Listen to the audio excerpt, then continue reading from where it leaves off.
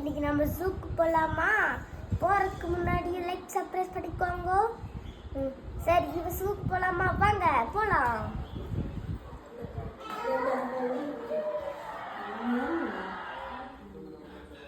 இப்படி அதை மட்டும் எடுங்க.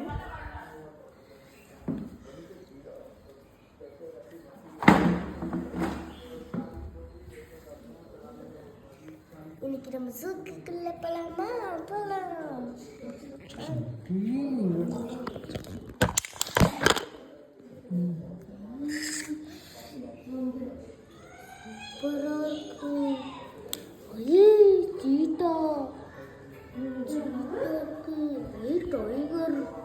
டைகர் பக்கத்துலேயே ரிப்போர்ட் கொடுத்துருக்குள்ள இருக்கிறவங்க